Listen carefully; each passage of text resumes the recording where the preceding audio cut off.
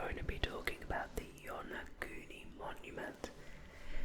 Essentially, these are some stone-looking structures underwater in Japan, and it's been subject to a fair amount of debate.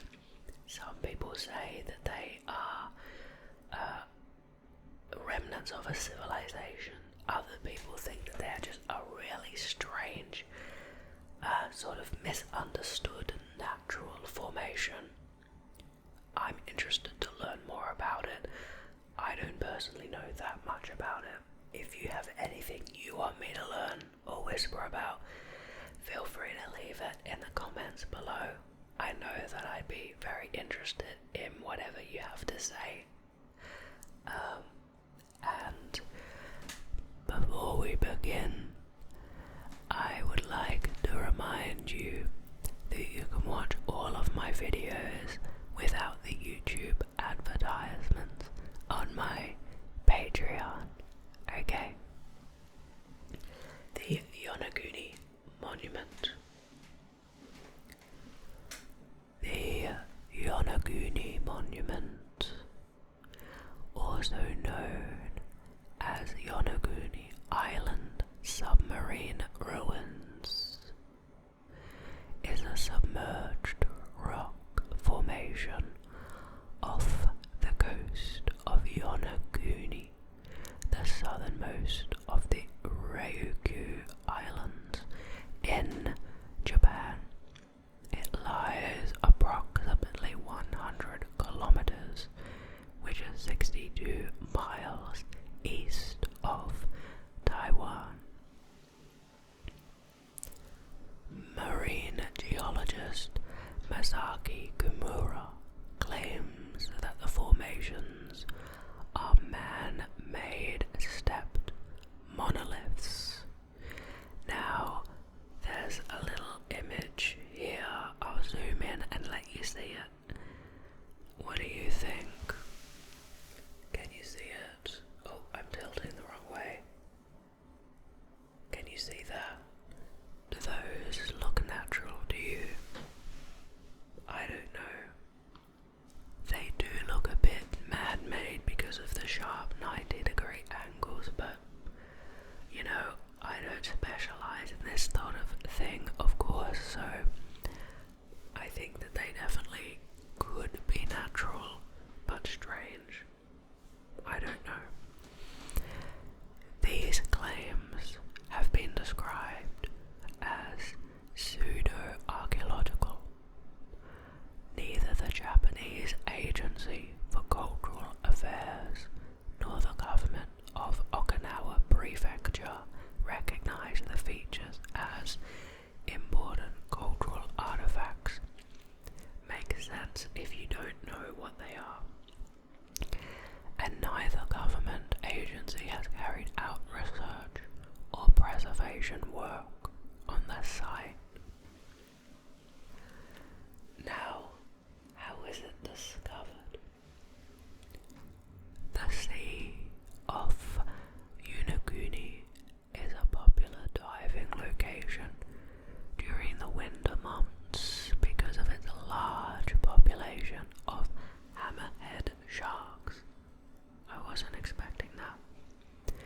In 1986, while seeking to observe the sharks, Kiichiro Aratake, a director of the Yonaguni Tourism Association, noticed some seabed formations resembling architectural structures. Shortly thereafter, a group of scientists, directed by Masaki Kimura of the University of Ryukyu, visited the formations. Now, its location and geology. I wonder if it'll say what they're made of. The formations are located below Arakawa Cliff, which is the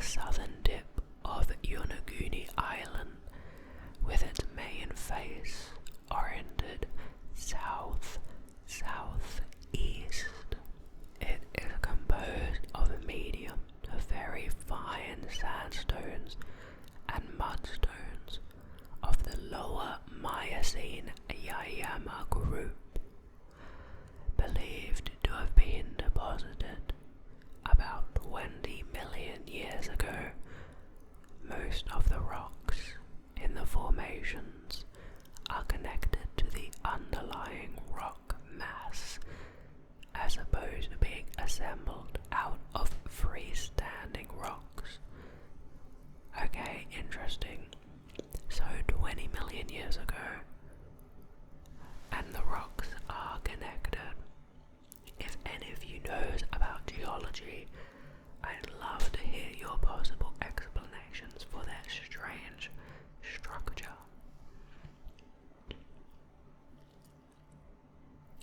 Now, natural formation. I am interested to hear what scientists posit. Geologist Robert Schoch believes that it is most likely natural. Interesting that he says most likely. Schoch or Scotch, sorry about the pronunciation, observed the sandstones that make up the Yonaguni Formation to contain numerous well-defined parallel bedding planes along which the layers easily separate. Bedding planes. The rocks of this group are also crisscrossed by numerous sets of parallel, vertically oriented joints in the rock. These joints are natural, parallel fractures by which the rectangular formations seen in the area likely formed. Yonaguni lies in an earthquake-prone region. Such earthquakes tend to fracture the rocks in a regular manner. He also observes that there are similar formations on the northeast coast of Yonaguni. John Anthony West visited the formation with Scotch and agreed that it was a natural formation and that Kimura had not looked carefully enough at the natural processes at work. Scotch also believes that the drawing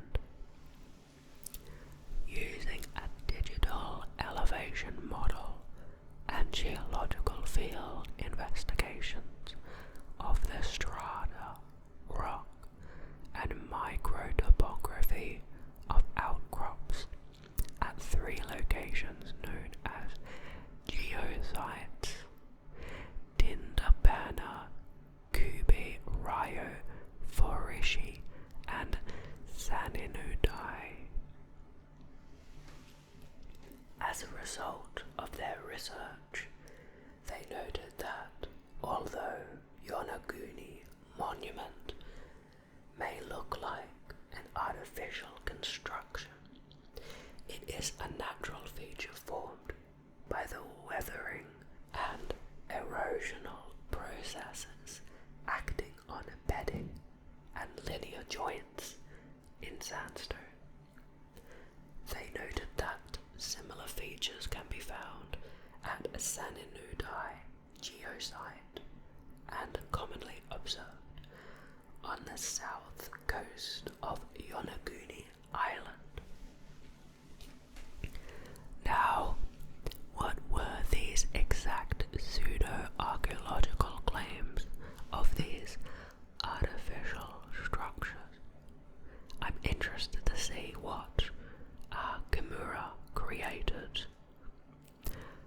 Kimura first estimated that the formation must be at least 10,000 years old, dating it to a period when it would have been above water, and therefore surmised that the site may have been a remnant of the mythical lost continent of Mu. What the? Let's open that in a new tab. Wow. Maybe we'll look at that in another episode. In a report given to the 21st Pacific Science Congress in 2007, he revised this estimate and dated it to 2,000 to 3,000 years ago. Because the sea level then was close to current levels, he suggested that after construction, tectonic activity caused it to be submerged below sea level. Archaeologist Richard J. Pearson believes this to be unlikely. Kimura believes he can identify a pyramid, castle, roads, monuments, and a stadium. He further stated that he believes the structures to be remnants of Yamatai culture. Supporters of artificial origin, such as Graham Hancock, also argue that while many of the features seen at Yonaguni are also seen in natural sandstone formations throughout the world, the concentration of so many peculiar formations in such a small area is highly unlikely.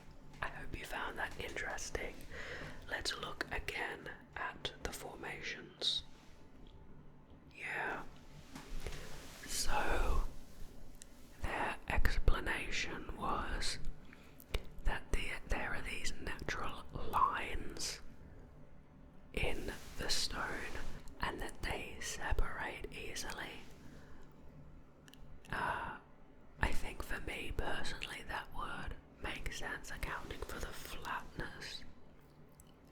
If it's, layers of sediment that separate, but I'm not exactly sure why it would split so cleanly vertically as well. But, that's probably just me having an information gap in geology. I definitely only remember what I got from my high school science. I have not really learned much geology outside of that. So I'd love to hear your comments. This might have been a bit of a shorter one, but this was something that I found interesting. If you want to tell me anything I should whisper about, feel free, and I will see you all very soon.